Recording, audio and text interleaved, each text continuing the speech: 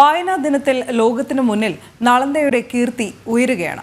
12ാം നൂറ്റാണ്ടിൽ അധിനിവേശ ശക്തികൾ ചുട്ടെരിച്ച നളന്ദയാണ് നവഭാരതത്തിൽ ഉയർത്തെഴുന്നേൽക്കുന്നത്. ബിഹാർ തലസ്ഥാനമായ പട്നയിൽ നിന്നും 95 കിലോമീറ്റർ തെക്കുകിഴക്കായാണ് പുരാതന നളന്ദ സർവകലാശാല സ്ഥിതി ചെയ്യുന്നത്. 5ാം നൂറ്റാണ്ടിൽ ഗുപ്ത സാമ്രാജ്യത്തിന് കീഴിൽ കുമാരഗുപ്തനാണ് സർവകലാശാല സ്ഥാപിച്ചത്.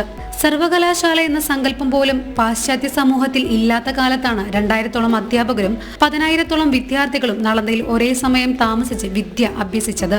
അതിനാൽ തന്നെ ലോകത്തിന്റെ വിദ്യാഭ്യാസ തലസ്ഥാനമായി നളന്ദ മാറി.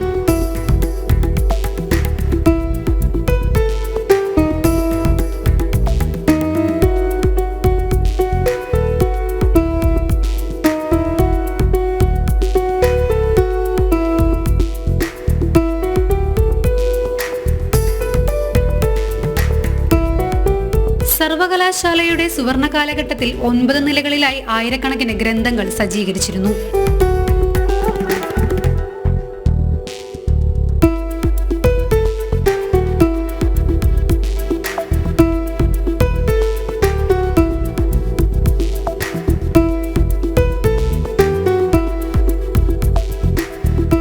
ൽ 1193 ബക്തിയാർ ഖിൽജിയാണ് നളന്ദ സർവകലാശാല തകർത്തത്.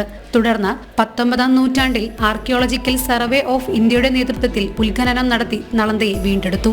2016 യുനെസ്കോ ലോക പൈതൃക പട്ടികയിൽ ഇടം പിടിച്ച നളന്ദ സർവകലാശാല മോദിയുഗത്തിൽ പഴയ പ്രതാപത്തിലേക്ക് തിരിച്ചുവരികയാണ്. ന്യൂസ് ഡെസ്ക് ജനം.